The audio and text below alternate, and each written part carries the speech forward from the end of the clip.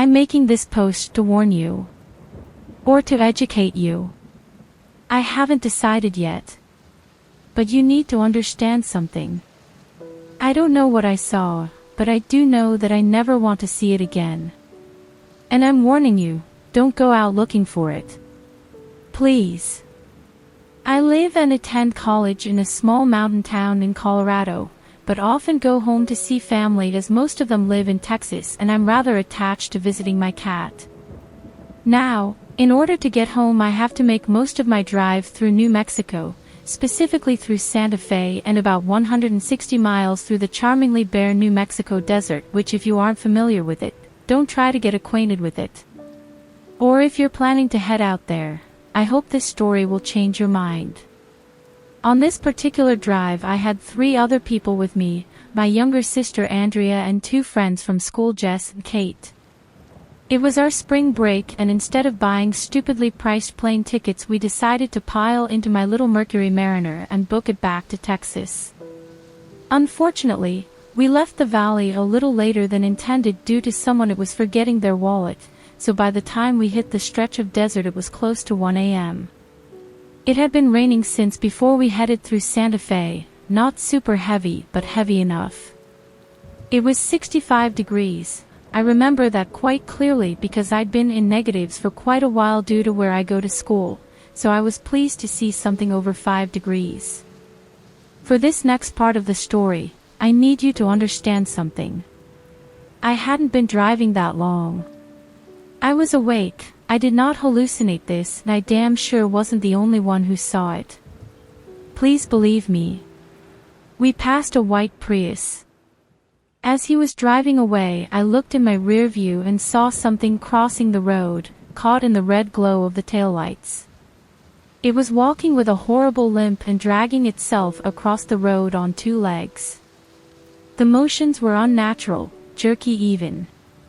I slammed on my brakes, thinking someone had driven off the road and was stuck or injured. I slid to a stop about 20 feet away from it. The Prius had stopped as well, seeing the person in the road. I opened my door and stuck my head out in the rain to get a better view. It wasn't human. It stopped, its figure illuminated by the taillights of both of our cars. It had to have been at least 7 feet tall, possibly 8.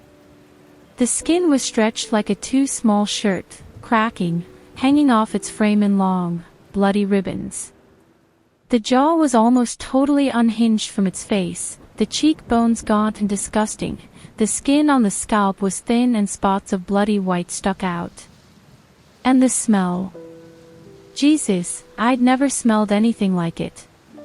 As soon as I opened the door it hit me. Rotting flesh. Meat that has been left out for months. Rotten milk. The kind of stuff nightmares are made of. The Prius took off, squealing its tires into the night. But I stayed. Fight or flight hadn't kicked in yet for me. This thing couldn't have been more than 20 feet away. It slowly turned its head, each vertebra in the neck individually cracking like fucking bubble wrap. We made eye contact. But it had no eyes, only darkness. I slammed my car door shut and sped off. At this point my friends had all awoken and seen it. Kate was in the back and hysterical. Jess was silent, her mouth set into a grim, white line. My sister Andrea just sat with a look of horror, tears silently streaming down her face. My friend kept screaming, "What the fuck was that? What the fuck was that, Alex?" I didn't know what to tell her. I just kept driving, my hands gripping the wheel as we broke 80. Then something happened that I still to this day cannot explain. The temperature had dropped during the whole event. It was 30 degrees out. It had been 65 degrees no more than 5 minutes ago. It then began to snow. Hard, heavy, wet snow. We ended up pulling over at a gas station called Klein's Corner. No one moved. Andrea was crying, Jess was praying, Kate was cursing and I was shaking violently. "What the fuck just happened?" Kate said, all color drained from her face. I looked at her, my face tight with fear. "I don't know. I don't want to know. But we need to leave." I slowly put the car into drive and continued our trip. The rest of the drive was unmemorable. Everything was fine. We reached Texas by 6 a.m. Nothing else happened. I didn't know what it could have been. The closest I could come to was a skinwalker. Maybe it was a shapeshifter that had a bad changed. I don't know. Please. Please believe me when I tell you this. I'm not crazy, I know what I saw. Don't go looking for it. Don't follow it. Because it might follow you back. I'm gonna use our real names just because I don't feel like remembering artificial names while trying to remember a story I've tried so hard to forget, so I'll give it to you raw and unedited. My name is Jimmy, I'm a 24-year-old male from Wisconsin, my girlfriend's name is Cassandra and she too is a 24-year-old female from Wisconsin. At the time we were both 23, so this happened in late August of 2017. At the time I had a 2009 Mitsubishi Eclipse GT. This may be a factor in the good outcome from that night later on. So after a rough summer in my hometown and endless problems it seemed, I had enough. I was ready to pack up and go in an instant, and that's pretty much what I did. My girlfriend's father owns a 15-acre ranch out in Arizona in the middle of the Sonoran Desert about 45 minutes southwest of Tucson, Arizona. The ranch is in 3 Points, Arizona, pretty much 45 minutes north of the Mexico border. My girlfriend's father Rick and I are very much alike. We both enjoy extreme sports, fast cars, and gorgeous women, so a work day for us would fly by with a breeze like we were two buds kicking the shit on a weekend. So the idea of living there with him in full seclusion surrounded by desert and my favorite terrain of all time, mountains, seemed like heaven compared to this shit city I call home. I kicked the idea to my girlfriend the same day. I said, "Fuck this shit," and she agreed it was time for a change of scenery. I packed all our valuable shit, stuffed it all in my tiny Mitsubishi and hit the road 3 a.m. the next night. Mind you, I didn't even get paid from my job yet, but I said fuck that, I can't be here any longer. I hit the road with about $300 bucks, my girlfriend, a car packed to the brim and the faith it'll make it safely and without trouble. Lucky being a car guy that's ran into problems before, prepared I would say, appropriately, and brought some tire pluggers just for the hell of it. Little did I know I would need them later on. The trip is going smoothly and we're about 17 hours in. I've already filled up 3 times and that 300 turned to 200 on top of food stops as well. 13 more hours to go.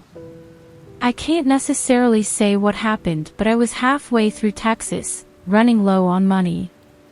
After such a long ride, driving straight through music would seem like it was just messing with my head opposed to helping keep me aware and awake. So I turn it off. 15 minutes later my tire makes a weird hiss and my steering wheel staring resisting a bit. Luckily there was an exit coming up 500 feet. I get off, observe my tire and Lord behold, a fucking industrial nail plug right in the tire near the edge. I got it out, plugged the tire and put air in. Temporary success. I continue my journey letting my girlfriend drive to try to close my eyes for a couple hours. Mind you, we've been driving for about 21 hours at this point, and I mean I'm exhausted. We fill up again and continue. I close my eyes and wake up an hour and a half later to still be in Texas. I'm thinking, fuck, is this trip ever going to fucking end? Getting kind of frustrated, feeling like my girl probably wastes 60 extra miles driving like a granny. I asked her to pull over and let me finish. I fill the tire up and top off the gas and go. About 2 more hours pass and New Mexico border is up in the next 30 miles. After being surrounded in total darkness for hours, we make it to a giant gas station, literally that's the name of it, and we pull in.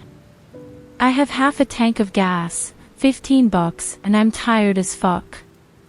We had 8 more hours ahead of us and we really felt we weren't going to make it, so we decide to call her father. No answer. Another call, no answer. 3 more calls, no answer. So we text him and continue on our way. Before we departed the gas station on the border, we checked out our maps to get a good idea on how much longer we had to finish this trip. So there were 2 routes. A longer route that takes about an extra hour cutting through smaller New Mexico cities including Albuquerque, with just a small patch of desert to drive through. I noticed the detoured route was an hour shorter in time and a straight shot through the desert. My Apple Maps wouldn't load the route properly or let me use it for directions, so I restarted my phone. Still nothing. I had to download Google Maps just so I could use this route, mind you the way we chose to take. There were no city lights, no high population. Just small stop and supply towns with 100 cars around but not a soul to be found. The first hour was okay besides it being pitch black, traveling on a 2-lane desert highway with only 20 feet on the road in front of you being visible, nothing else. Not even my tail lights could make anything out behind me. As I'm driving, headlights appear in the distance and I'm thinking to myself, finally another driver. I won't be on this road alone anymore. After 5 minutes the truck finally catches up and is behind me about 2 car lengths. Remember, I'm driving a small Mitsubishi Eclipse, full of a bunch of my belongings, and with my tire having issues it was putting a bunch of weight on it, making it uncomfortable to drive going at high speeds. So I'm going about 60 miles per hour and I can tell this truck wanted off this road as much as I did because they start passing on the other side of the road going about 90 miles per hour flying past me. I'm big on cars and I'm our shop's driver for our race team in South Arizona, so I know cars, and when it comes to speed I'm usually spot on with it. I'm thinking in my head, fuck, I'm jealous. I just want to ditch all this stuff in my car and floor it with this guy. 20 minutes later I'm proceeding on my route and I see a huge semi coming up behind me. They never fully catch up, just close in the distance. I would say 500, 600 feet. I looked in my rear view, still there nothing significant. I glue my eyes back to the road for another 3 minutes and check out my rear view again. Wait, he's gone. How I didn't see any roads to turn down, it's just been desert and 1 road. I say out loud to myself. Mind you, since we left the gas station on the border my girlfriend Gas been sleeping like a newborn. I look over at her to tell her what I just saw. Or didn't see, and I think, no, I'm gonna let her sleep, I'll tell her later. As soon as I'm making my eyes back to the road my phone internet data completely wiped on me. I couldn't make a phone call, nor send a message. Nothing. Luckily Google Maps was still loaded, so I continued to follow the same route when all of a sudden a bright fucking light came up behind me in a distance probably a mile away. Ground level, this light was so bright but seemed so directed. It didn't illuminate anything around us, it was just pointed at my car. Like headlights. I remember saying, "You fucking asshole," out loud, flipping my rearview mirror to reflect the lights. I assumed they had their brights on till I looked in my side view and realized how far the light actually was from me. I also said out loud, "Fuck, those are some bright was lights, I need those," kinda joking to myself out loud. Even though it was one diamond-shaped light. I figure it just looks like that because it's far, and they're probably missing a headlight, so I didn't think much of it. Just chopping it up to it's probably the truck driver that disappeared earlier. I drive for 30 more seconds and I look in my side view again, the light's closer and gaining on me extremely fast. Too fast to know nobody was that interested in driving over 100 miles an hour in pitch black desert with one headlight. I look down again. I look in the mirror. Okay, point, I get anxiety and I wake my girlfriend up. I tell her what I've been seeing and asked her to check it out and make sure my eyes are fucking with me from being so exhausted. She saw it too and knew what it was when she looked at it, but after all I just told her, she looked and the only thing she said when she turned back around from looking was, "Drive faster." I floored it with all my weight on the car and my low-pressure tire. I gunned it and got to about 100 when I realized how unsafe the situation was. Then I receded to about 75 miles per hour, just trying to keep my distance from this light. Then it's gone. We have about 29 miles left till we get on another desert highway going the direction we were headed, and despite all my potential problems, that strange light is all I could think about. About 11 miles to go, the light comes back, and out loud I look at my girlfriend and smile and say, "Look, our friend's back," in a joking way with a smirk on my face. At this time though, it made me feel weird. I didn't really think too much of it. Just how weird it was. Is time the light was closer and I speed up again. It follows us for about 6 more miles and then goes again. We finally switch routes and stop in this old run-down town about 30 miles west of Roswell, New Mexico. I see the sign stating this and in my head I say, "You gotta be fucking kidding me," as my girlfriend and I are big on the paranormal and take a huge interest in it. Being a believer for the most part. I joked to my girlfriend about it and stated I knew it was an alien, and we both laughed. This town was so fucking creepy. No gas stations. No lights. Just cars on top of cars and no people. There was this old run-down motel that looked to be abandoned, but the only light hours around came from that light over the door of the motel. Also, let me state, I found out leaving this town that we were on this historic Route 666. Now known as Route something old, but you'd never know if you didn't care to look into it. Mind you, my phone is still out of service. I park and get out to try for a phone, after ringing the bell and knocking for about 5 minutes. I get back into the car and tell my girlfriend no luck and we're just gonna have to continue on. Another 68 more miles to go till we make another turn. God, this is raising the roof on my anxiety. I don't know how I feel at this point. I remember just saying I want this to be over. Low enough for my girlfriend to not make out what I said but hear me mumble something. I said oh nothing and just continued driving. When we pulled out of the motel, we drove past a parked semi off the road right next to the motel. As soon as we took off, this truck started right up, and got on right behind us. That's weird, why did he decide to leave when we left? And my girlfriend says I don't want to find out, drive faster, so he's following us for about 15 miles and we come up to a 4-way cross intersection. I stop and I'm like, alright, what's he gonna do?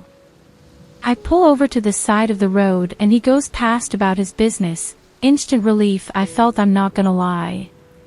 That was short-lived though, because immediately getting back on the road I noticed the light once again came back and we're on a different highway stretch. How? Why? As I'm telling my girlfriend, it's back once again. I kid you the fuck not. This thing started elevating from ground level to just over our car, where we could still see it trailing us in the mirror. By this time it was trailing us from an aerial position.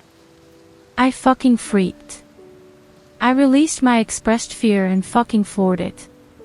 It was that feeling when you know some shit's about to happen any second but you're still trying to get ahead while you can. For those who play PUBG or Fortnite, you know when you're outside the battle circle and the storm circle is closing in on you and you're trying to make it before the storm catches you, knowing it's coming faster than you can run and you're expecting it any second to hit you, but you don't stop for anything. Yeah, that's exactly how it felt, and I just knew something was about to happen to us that night. I was creeping up on a quarter tank of gas with a bum tire. I just out 10 extra hours of constant driving on. I was made, upset, scared, and determined all simultaneously. And I'm gonna be completely honest, I sat here for 30 minutes trying to remember what happened after that, but I honestly can't.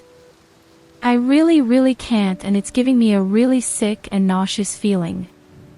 I remember the whole trip up to AT until that happened, and I remember being sad, highly irritable, and anxious as fuck for the next week. From that night I just remember making it to a small gas station after that 69-mile stretch I just did. I talked to a local weird-looking guy, definitely somebody I'm not used to seeing. Rough, gritty-looking guy. Brownish redhead and wore some extremely thick optical. I told him about our trip and what we saw in the desert and that I don't really remember what happened after I saw it again. He chuckled and said, "You made it out, guys.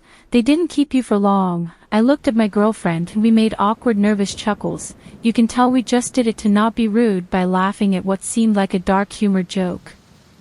I asked, "How much more desert do we have to drive through?" He says about 45 minutes before we run to our first big city south of Albuquerque. I'm like, fuck, but that 45 minutes seemed a lot better than another 2 hours, so I threw in my $15 and got back on the road. At this point I knew we weren't gonna make it back to Arizona with the amount of gas we had. The blink of an eye after we left that desert gas station in the middle of nowhere. My phone service cut back. Onto my relief and surprise, I instantly grabbed it and told my girlfriend, "Call your dad." She had just lost her phone, says, before we departed from Wisconsin. So we only had my phone. Her dad picked up and decided to meet us in Las Cruces, New Mexico, and we're heavy recreational smokers. On top of work and sports, that's what we do to relax. All our family knows it, so her dad had some medical-grade ganja waiting for us when he met us in Las Cruces.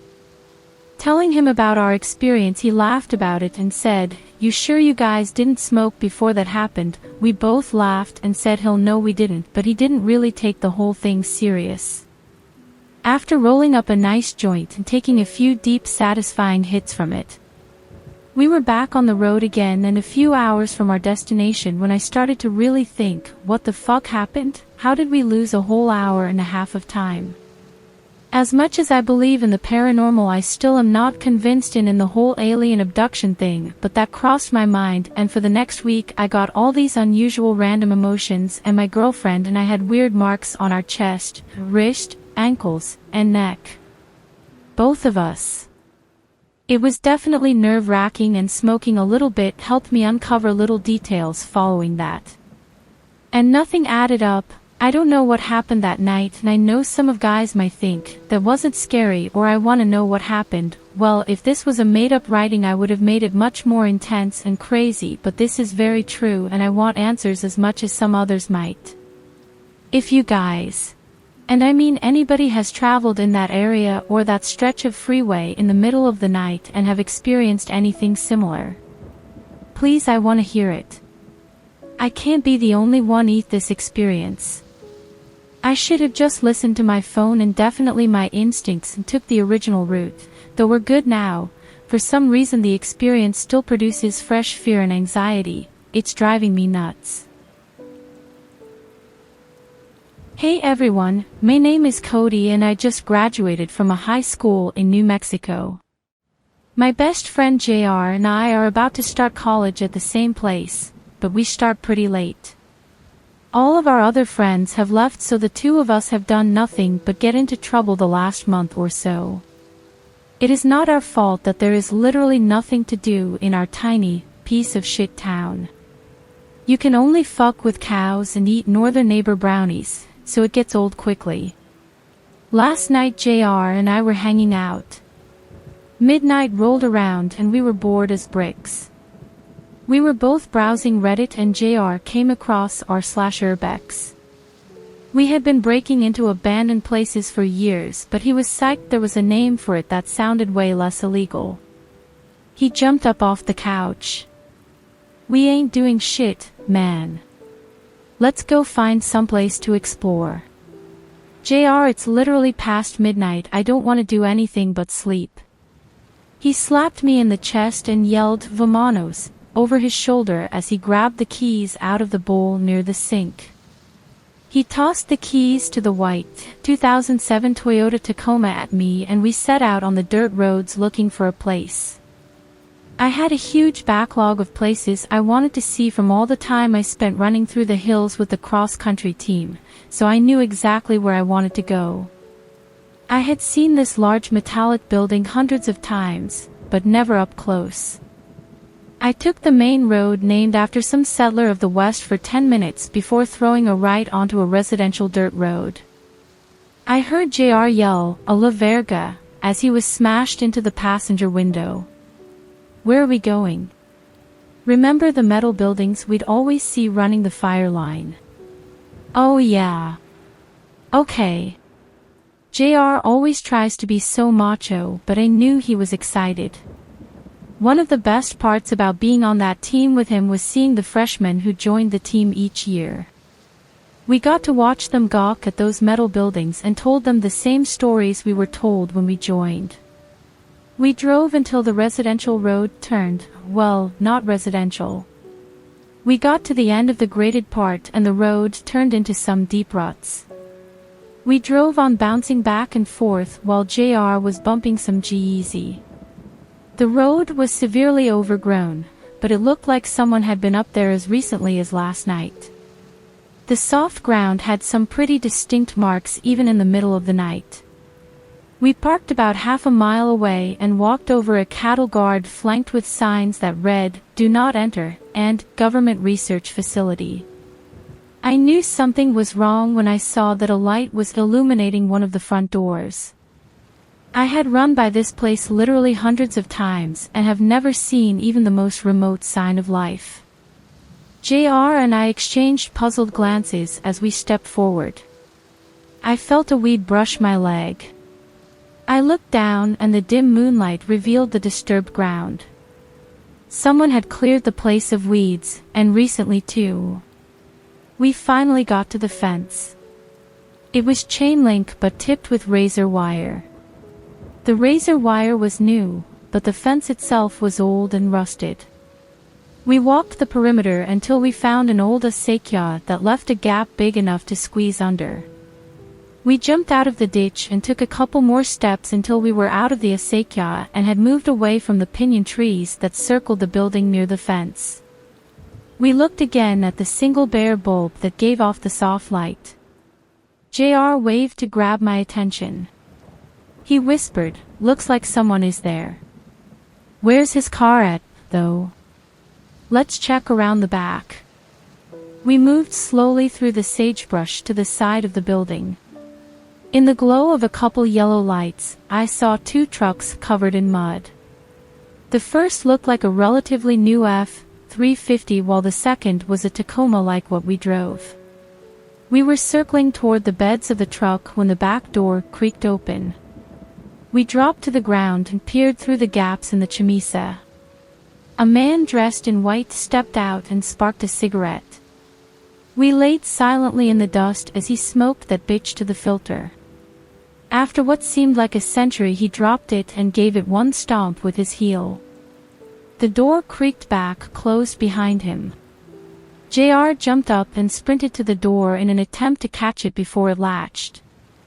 I followed as quietly as I could and laughed as he cursed at the door. JR turned to face me. In the dim light, I could see his eyes were wide open. He pressed a finger to his lips and an ear to the door. I heard him gasp and jerk his head away. "What is it?" "Just fucking listen, man." I moved forward pressing my cheek and ear to the cold metal door. I heard screams. Not just a scream. Screams overlapping other screams silhouetted against a background of pleading. I pulled away from the door and met JR's eyes. The happy adrenaline from before was immediately replaced with an emptiness in my stomach. We now circled around to the back of the building where a window cast out a dim glow. We couldn't resist. We looked in. I won't go into full detail, but what you need to know is that there was blood. A lot of it. It sat in the sink and on the metal table and on the floor. It was sprayed across a plastic curtain and on the walls. There was no body, but it looked like more blood than any one person could possess. We sprinted away without looking back. We didn't say a word or stop until we were off that godforsaken road and in the comfort of houses. I pulled over and grabbed my phone to call the police. "What are you doing?" "I'm calling 911. "No. We are gonna be the ones in trouble. We both saw those signs. It doesn't matter. What we saw back there was fucked and we have to tell someone." I called the police and did my best to explain what happened. "I have an appointment with Detective Gallegos tomorrow. He told me that at this time he couldn't substantiate any of my claims. I'm also going back. Tomorrow afternoon I will go back and get pictures. I want proof of what happened. I'll post an update here tomorrow night with the photos and the details from the meeting. JR has been sick since that night, but hopefully, I won't have to go alone. I am very anxious because of today's events. I'll say it, I'm scared. I don't know what I should be doing and I need some help. I don't know where to start, so I'll start the entry in order." Detective Gallegos wanted to interview JR and me separately. I texted JR and we established that our story would be that we got lost while looking for some local hot springs. I got to the police station around 10 a.m. and met with Gallegos at 11. He was an older dude, like way too old to be a functioning officer. But something he said during the interview didn't make any sense. If you'll recall, JR and I left his house around midnight, and must have got to the building around 1 a.m. That means by the time we saw everything and called the police it could have been no later than 3 a.m. Gallegos told me that they received our call at 5:30 a.m. and had searched the place by 6. I know his old ass must be covering for their shitty response time. I was nervous, but he seemed to buy my story. He said he would call me back if there were any more questions. No word from them for the rest of the day. After, I went home and crashed until about 2 in the afternoon. I then set out to get some actual pictures of the place. JR didn't answer his phone, so I was flying solo. I know there is EXIF data on these photos, and I know I could scrub it, but I think maybe the world knowing where this is isn't such a bad thing. I think I'll go picture by picture and explain what's what and what was happening. First is a photo of the entrance. I was actually super confident at this point that things were going to go off without a hitch. In the photo is the "Do Not Enter" sign and a sign about government property. Underneath looks like a U.S. Forest Service logo, but I am not 100% sure. Keep in mind this is a good mile away from any kind of life. After driving a ways I parked and walked.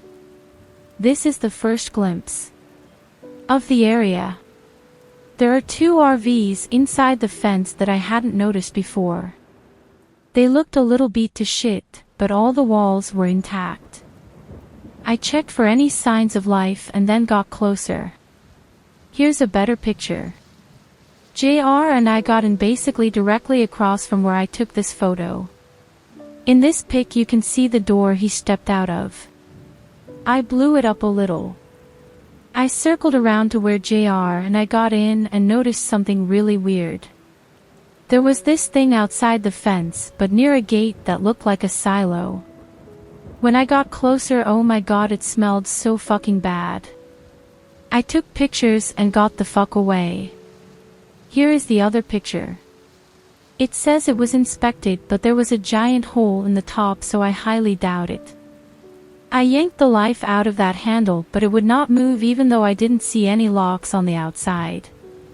I had half a mind to try and see in the hole, but that smell had me on the verge of puking as it was. I stepped away from the silo and turned around to face the clearing behind me. That is when I knew I had made a mistake. Standing on the tree line was a man with a bandana over his face. I didn't hesitate for a second and tore ass back to my car. I jumped in and threw that shit in reverse as fast as humanly possible.